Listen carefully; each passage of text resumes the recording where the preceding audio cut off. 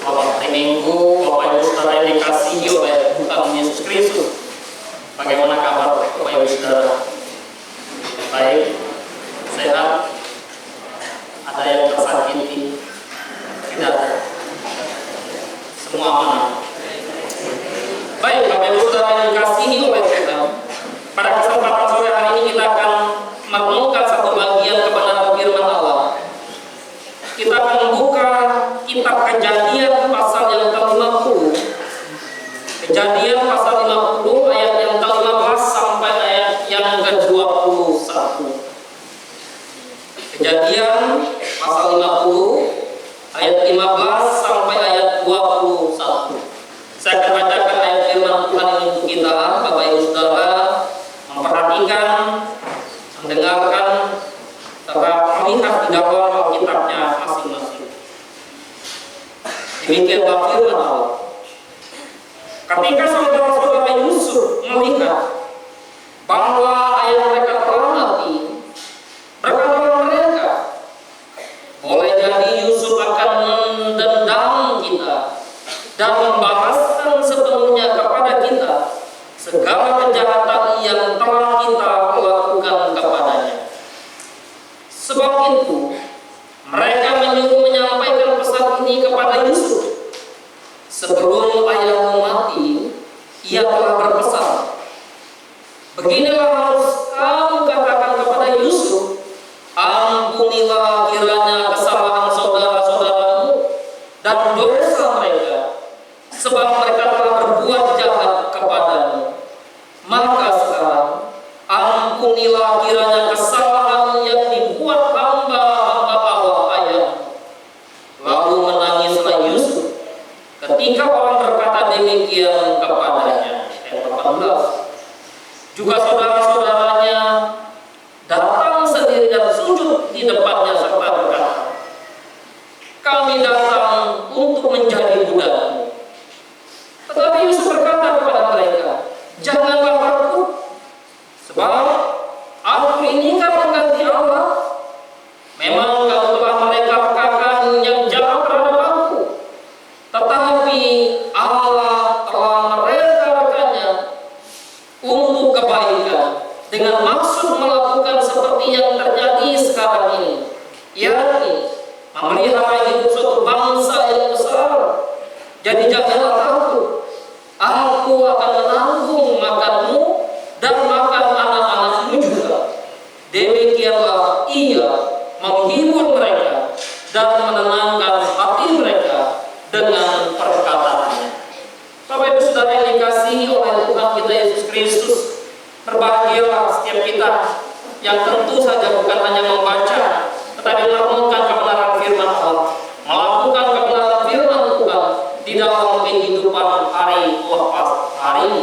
Tema yang akan kita renungkan dalam ibadah kudus, perjamuan kudus pada hari ini adalah tentang pengampunan yang memulihkan. Pengampunan yang memulihkan. Ketika hidup tersakiti oleh orang lain, jujur secara manusia, mana yang lebih saudara mudah untuk lakukan? Apakah saudara mengampuni ataukah saudara akan menaruh dendam kepada mereka? Ketika saudara tersakiti, ketika saudara dilukai, ketika saudara difitnah, mana yang lebih mudah untuk kita lakukan? Kita mengampuni mereka, terima kasih, engkau sudah melakukan hal yang begitu menyakitkan terhadap saya, atau saudara akan berkata, tunggu, nanti waktu saya akan balas. Begitu kecenderungan manusia demikian.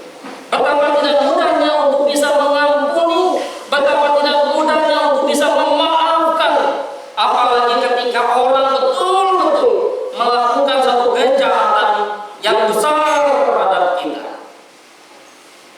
Kejahatan bisa saja dilakukan oleh siapapun, oleh orang di sekitar kita, sahabat kita,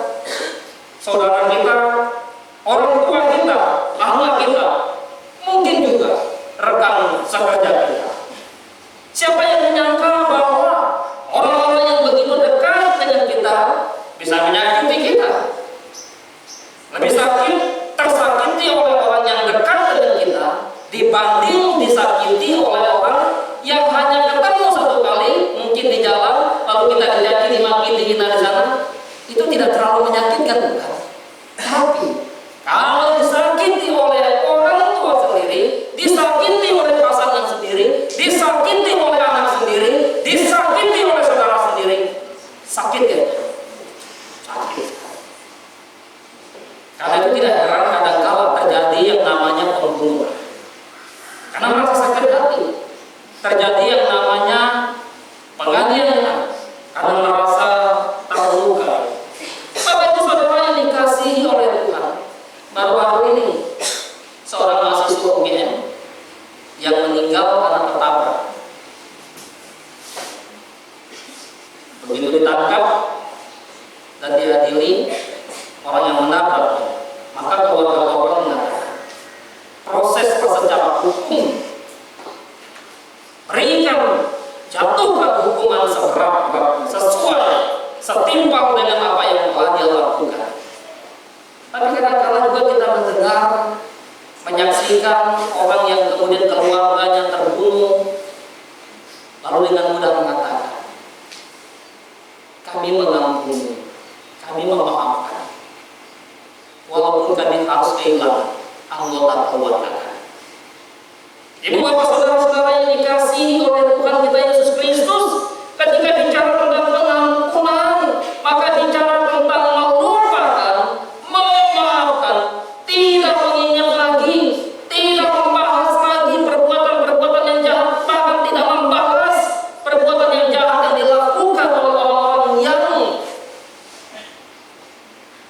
besar terhadap kita. Pengampunan itu adalah kebutuhan manusia. Apalagi ketika manusia sudah jatuh dalam dosa, maka salah satu kebutuhan terbesar manusia adalah mendapat yang namanya pengampunan. Karena itu pengampunan hanya bisa terjadi ketika Allah memprakarsai pengampunan itu sendiri. Pengampunan begitu penting dalam ajaran Kristen.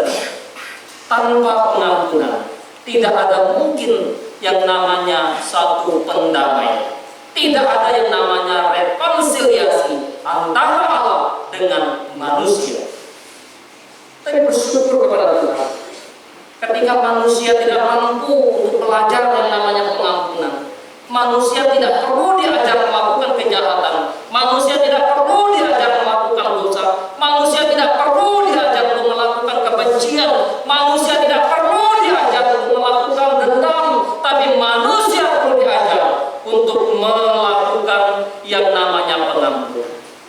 Karena itu dalam doa kami Tuhan Yesus mengajarkan, ampunilah seperti kami mengampuni orang yang bersalah kepada kami.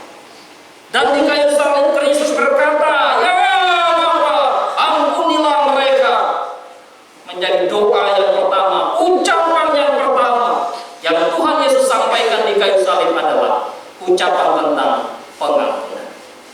Bapak Ibu Saudara yang dikasihi oleh Tuhan, sebagai orang percaya, seberat apapun, sesakit apapun hati kita, ketika kita diperlakukan dengan tidak benar, diperlakukan dengan tidak adil, dicaci, dimaki, difitnah, dan bahkan mendapatkan satu tekanan yang besar, adakah ruang pengampunan di dalam hati kita? Seharusnya ada. Oleh sebab itu maka dalam teks yang kita baca pada hari ini, kita disadari ingatkan oleh satu kisah yang sangat menarik. Bagaimana seorang bernama Yusuf memberi ruang pengampunan di hatinya bagi saudara-saudara. Bapak Ibu Saudara yang dikasihi oleh Tuhan, ketika bicara tentang pengampunan, maka konflik yang dialami oleh saudara-saudara Yusuf dalam teks yang kita baca, ada konflik di sana, ada pergumulan, ada masalah yang dihadapi oleh saudara-saudara Yusuf.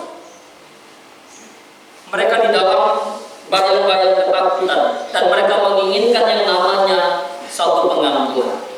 Kenapa mereka menginginkan pengampunan? Bayang-bayang apa yang membuat mereka mengalami ketakutan?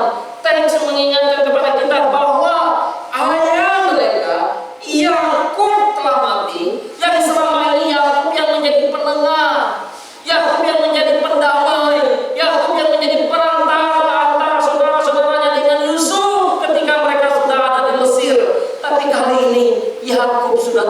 lagi.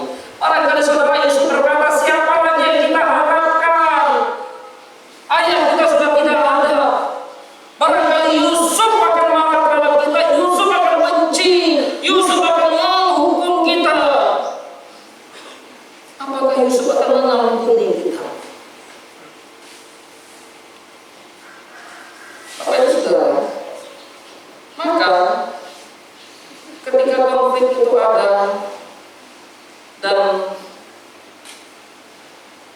mereka mengingat perkataan yang dikatakan oleh ayahnya kepada mereka. Ketika ayahnya masih hidup, ayahnya berkata, walaupun kita tidak mendapatkan di mana kapan ayahnya berkata, tapi paling tidak Alkitab mengatakan bahwa perkataan Yakub sebelum ia mati yang menjuru saudara-saudara Yusuf untuk datang kepada Yusuf dan memohon ampun atau memberitahukan kepada Yusuf supaya Yusuf mengampuni mereka. Ampunilah saudara. Kenapa mereka dibayang-bayang ketakutan? Selain karena kematian ayah mereka, tidak ada lagi orang yang bisa menjadi perantara, tidak ada lagi orang yang bisa menengahi mereka, tidak ada lagi sosok yang ditakuti, yang disegani oleh Yusuf. Mereka sadar betul bahwa perbuatan jahat yang telah mereka lakukan kepada Yusuf. Mereka menyadari bahwa beberapa tahun yang lalu kita telah melakukan kejahatan yang besar terhadap saudara kita Yusuf. Dan kejahatan itu adalah bagaimana mereka ingin membunuh Yusuf, tapi tidak jadi. Jangan kita bunuh, lebih baik kita jual. Lumayan dapat duit, lumayan dapat uang. Daripada dia mati percuma, kita nggak dapat apa-apa. Dengan kita menjual dia, kita akan dapat untung. Mereka di sana ingatkan akan dosa, akan kejahatan yang telah mereka lakukan. Karena itu mereka dibayang-bayang ketakutan yang begitu luar biasa. Sesuatu yang jahat yang telah kita lakukan, kalau belum berdamai, belum rekonsiliasi, belum mengalami pengampunan, maka kita masih dibayang-bayang ketakutan. Saya salah apa sama dia minggu lalu? Saya salah apa sama dia bulan lalu? Saya salah apa sama dia tahun lalu? Masih dibayang ketakutan. Tetapi waktu mereka datang kepada Yusuf, apa yang terjadi dengan Yusuf ketika Yusuf merespon permohonan pengampunan dari saudara-saudaranya? Yusuf hanya bisa menangis. Kita bisa membayangkan tangisan yang begitu memilukan, tangisan yang begitu menyedihkan.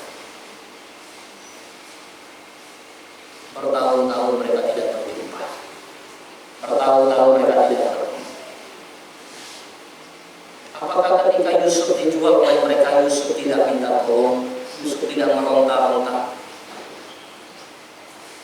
Saya percaya bahwa ketika saudara-saudaranya menjual Yusuf, pasti Yusuf menangis. Pasti Yusuf berseru menangis dan memohon pertolongan kepada saudara-saudaranya. Ruben, Simeon, Lewi, Yehuda, di manakah hatimu? Mengapa engkau menjual?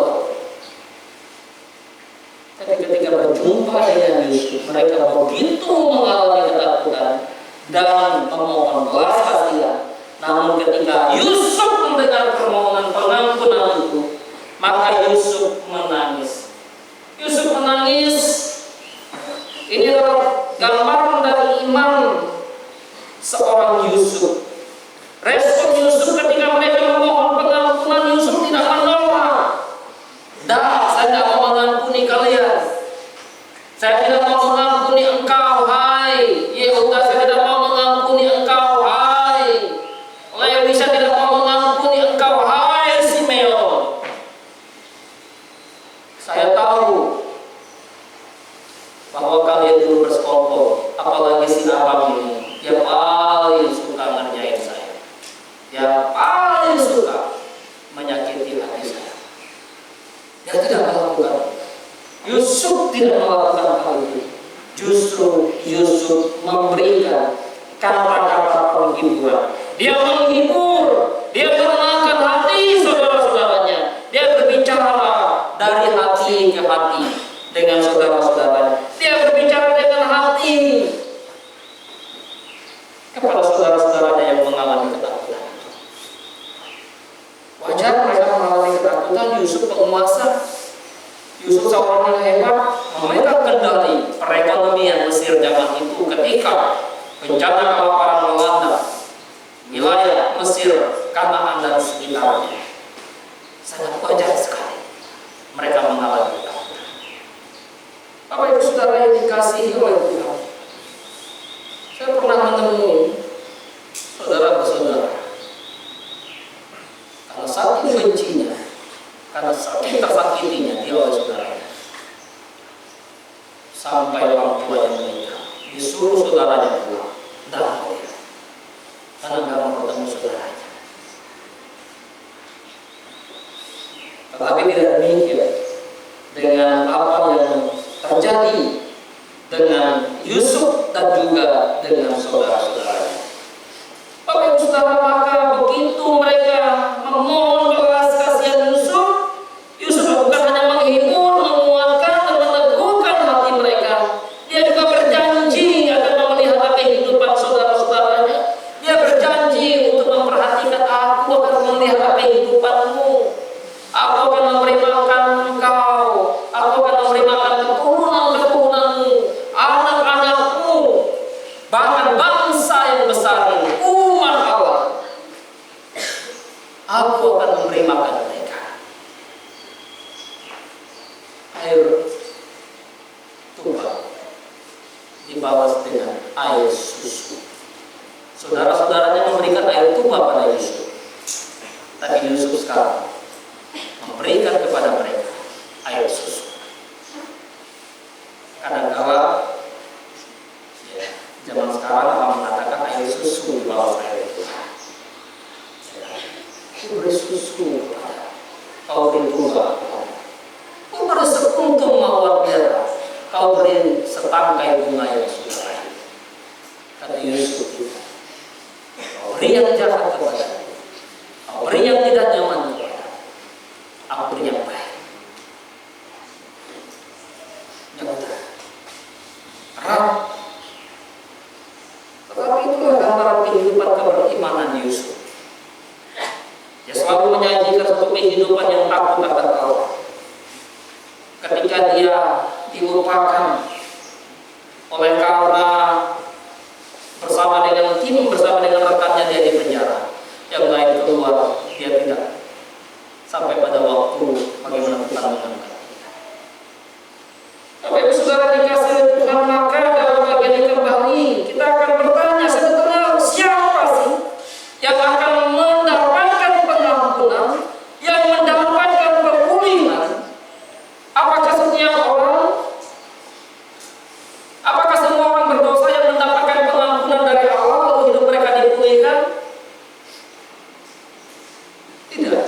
Pertama, orang yang mendapatkan pengampunan dan juga hidupnya dipulihkan adalah orang berdosa yang menyadari dirinya berdosa.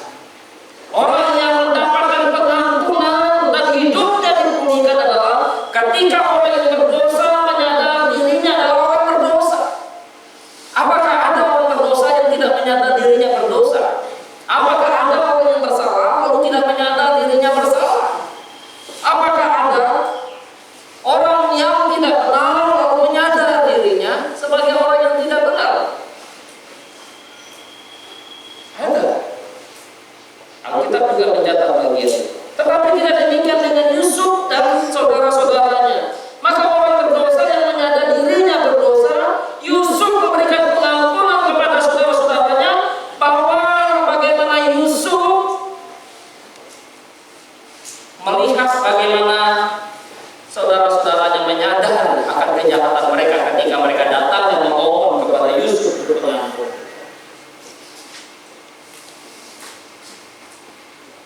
Saudara-saudaranya sadar betul akan kejahatan yang mereka lakukan kepada Yusuf.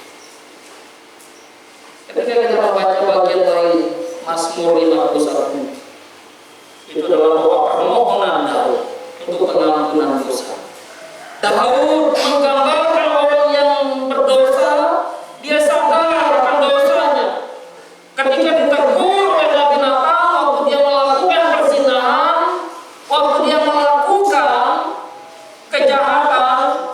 dengan istri ya, lalu dia tegur Natan, ini perselingkuhan.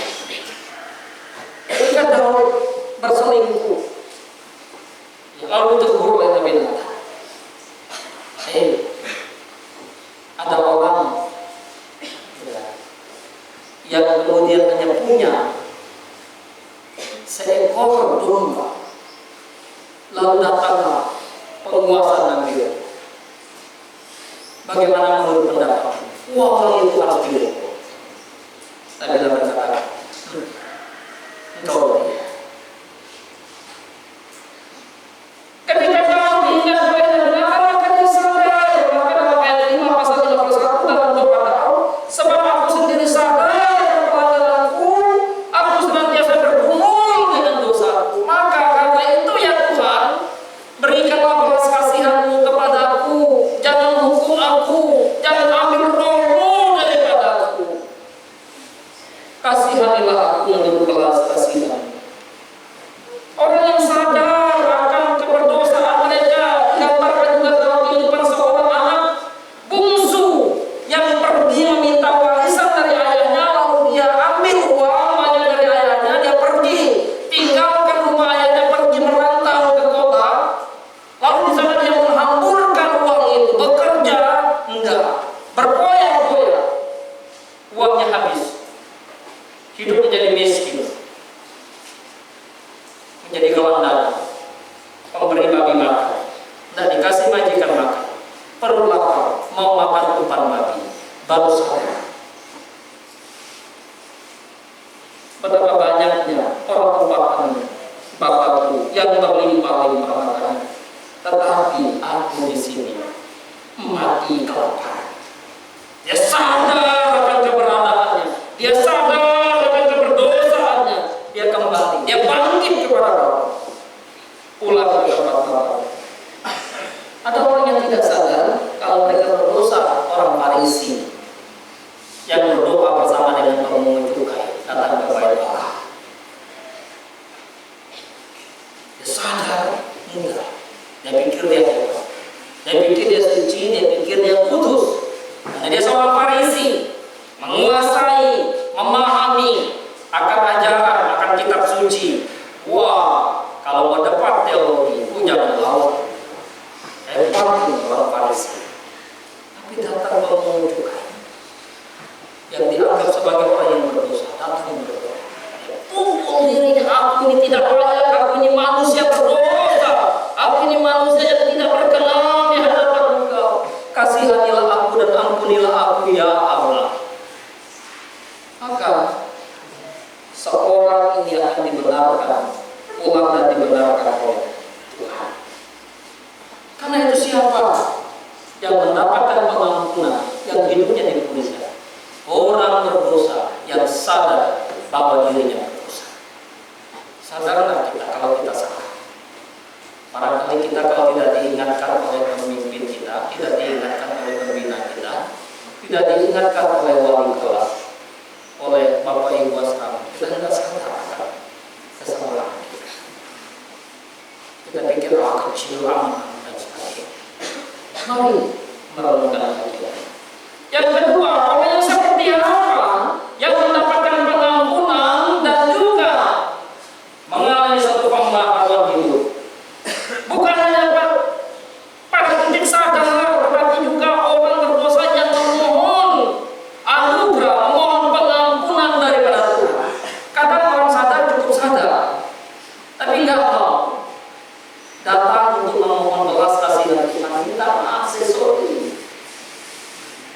Kenapa? Gengsi. Gengsi kalau saya meminta maaf. Saya kan pimpinan, saya kan direktur, saya kan owner, saya seorang tuan, saya senior, saya lebih tua, ngapain saya minta maaf? Inilah yang membuat kita badai. Kenapa kita tidak mengalami pengampunan dan tidak mengalami perubahan? Alhamdulillah. Karena gengsi. Merasa kalau minta maaf harga diri saya di mana? Kalau saya minta maaf, maka saya akan dilecehkan. Berani tidak kita sebagai orang tua minta maaf pada anak-anak. Kalau diingatkan oleh anak. Kadang-kadang kalau janji, kalau saya misalnya mau janji beli sesuatu, lalu anak bilang, "Ibu ini katanya segini," minta maaf. Ya, jangan pikir, wah kalau gitu kita tahu dong salah, kita tahu mana kita. Memang kita masih harus menyadari, kita manusia yang rapuh, yang tidak imun terhadap yang namanya pelanggaran, terhadap yang namanya kesalahan. Orang saja yang mengalami pengampunan, yang mengalami kemuliaan adalah orang yang sadar lalu datang kepada Allah memohon belas kasihan. Saudara-saudara Yusuf datang kepada Yusuf memohon ampun. Mereka tidak berani, mereka cari utusan. Kadang-kadang mesti harus melalui orang lain sebagai mediator untuk menjembatani. Enak nanti kalau saya datang langsung, udah kita tengahnya, kita jadi perantara. Kadang-kadang harus begitu. Dan ketika dia sadar, dia tidak berhenti hanya pada sadar, tapi dia datang memohon kepada Allah. Anak bungsu yang hilang, dia tidak hanya sekedar sadar bagaimana kondisi dirinya, tapi dia balik ke rumah ayahnya dan rela untuk menjadi budak ayah. Aku rela menjadi hamba dari ayahku. Aku kembali ke sana, memohon belas kasihan. Seorang mengejukan. Dia tidak hanya sekadar menyadari, tapi juga memohon belas kasihan Tuhan. Betapa berbahayanya ketika kita tidak mau mengampuni, tidak mengalami pengampunan. Berbahaya sekali. Kerohanian kita bisa berubah. Kehidupan kebencian, dendam, sakit hati tetap terpelihara. Yang menyakiti kita senang-senang. Kita yang disakiti dan tidak mengampuni mereka sakit sendiri. Sehingga ada orang yang kemudian mengalami akar pahit. Ada perannya untuk mengampuni. Gak mau mengampuni. Udah gak mau mengampuni. Biar dia simpan sendiri. Akhirnya tahan sendiri, sakit hati sendiri, pahit hidupnya sendiri. Bapak Ibu saudara yang dikasihi Tuhan, pemulihan seperti apa yang terjadi ketika pengampunan diberikan dan pemulihan itu? Pertama, pemulihan secara personal, pemulihan hati. Waktu kita datang memohon pengampunan, pertama personal kita, pribadi kita. Demikianlah yang dialami oleh saudara-saudara Yusuf. Mereka tidak lagi mengalami ketakutan, hati mereka menjadi tenang. Mereka tidak lagi dihantui rasa takut dari ancaman Yusuf, tapi begitu tenang hati mereka. Pemulihan yang terjadi ketika pengampunan diberikan adalah pemulihan yang secara sosial. Relasi menjadi baik, hubungan dengan sesama menjadi baik. Coba kalau dia serama merata, tidak mau saling mengampuni. Ntar satu masuk pintu asrama ini, satu masuk pintu asrama ini. Saya tidak mau ya.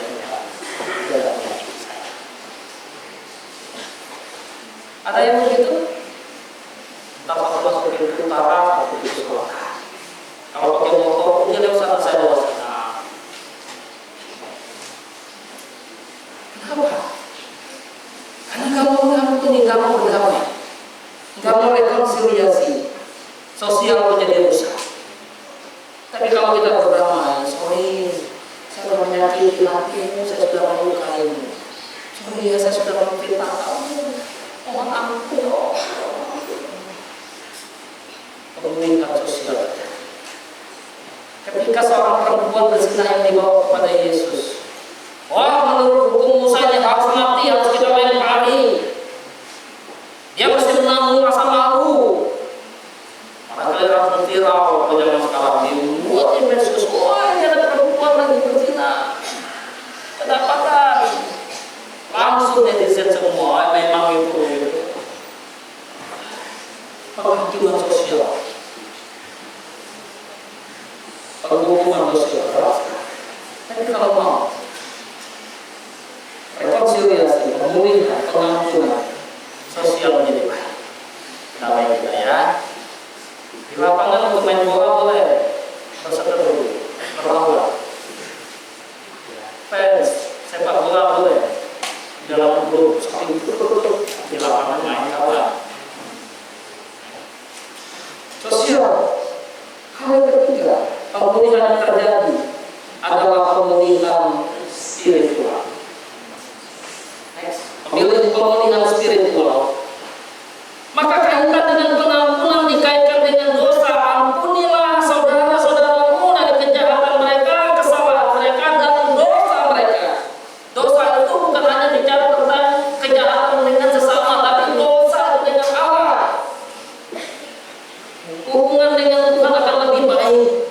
Hubungan dengan Allah akan harmonis. Relasi dengan Tuhan akan lebih indah. Dan kita akan bisa duduk diam di bawah kasih Tuhan, mendengarkan suara Tuhan. Ketika kita mendapatkan pengampunan, kalau hidup saudara-saudara Yusuf terpelihara oleh karena pengampunan seorang manusia, seorang Yusuf, tidak kalah lebih lagi.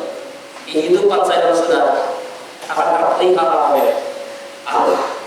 Oleh sebab itu, apa yang kita lakukan ketika kita hidup telah diampuni dan telah dipulihkan? Pertama, kita akan memiliki hati untuk mampu mengampuni orang lain. Ketika kita telah mengalami pengampunan, hidup kita telah dipulihkan, maka kita memiliki hati seperti hati Kristus yang mampu mengampuni orang yang menghina, orang yang mencaci, bahkan orang yang menyalibkan. Betapa betul, berat, sangat, tapi mampu. Kenapa? Karena belajar pada Kristus, ada kemampuan yang Kristus berikan. Memiliki hati yang mampu mengampuni orang lain.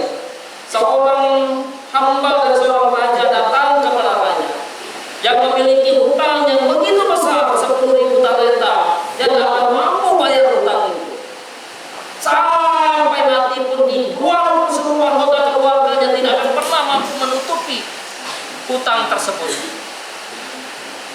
Tapi ketika raja membebaskan dia dari hutangnya, lalu raja bebaskan dia dari hutangnya, begitu dia keluar bebas dari hutangnya, dia ketemu temannya yang berhutang hanya 100 dinar. Bukan justru mengampuni temannya yang berhutang 100 dinar itu, dia justru siksa teman-teman. Dia sudah diampuni oleh raja,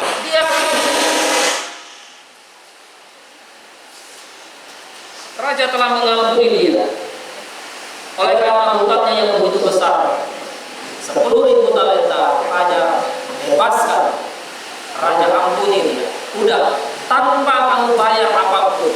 Ini bukan perpanjang pembayaran hutang, ini betul-betul dihapuskan 10.000 talenta. Wah, senang gak? Senang. Tapi begitu dia keluar dari tempat raja itu, dia ketemu temannya. Oh, kamu berhutang 100 dinar pada saya. Kamu berhutang 100 dinar, bayar hutang untuk 100 dinar. Orang yang berhutang 100 dinar itu melapor pada raja yang membebaskan dia dari hutang 10.000 talenta. Wah, pada akhirnya raja marah dan hidupnya betul-betul dicampakkan. Oleh sebab itu maka kemampuan untuk mengampuni adalah hal yang sangat penting. Paulus juga memiliki hati untuk mengampuni orang lain. Paulus juga mengingatkan, hendaklah kamu saling mengasihi, saling mengampuni seorang akan yang lain. Tinggalkan segala kejahatan, tinggalkan segala dosa, tinggalkan segala perkataan kotor, tinggalkan segala perbuatan yang jahat, fitnah dan sebagainya. Sekarang kamu harus saling mengampuni. Karena itu Paulus berkata, kembali, ayo saling mengampuni. Jangan saling bermusuhan, jangan saling menentang, jangan saling sakit hati, jangan saling iri, jangan saling dengki, tapi salinglah mengampuni. Apa Ibu Saudara yang dikasih Tuhan yang terakhir? Apa yang kita dapatkan? Apa yang dialami, yang dilakukan oleh orang percaya ketika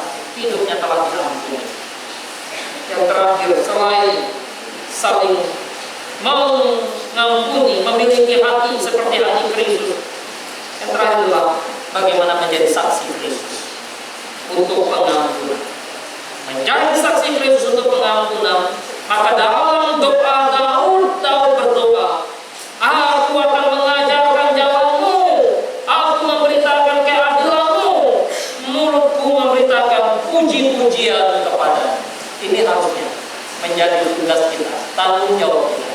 Hidup kita sudah diampuni, hidup kita sudah dipulihkan, maka jadilah pemberita kebenaran, jadilah pengajar pengampunan yang Tuhan berikan.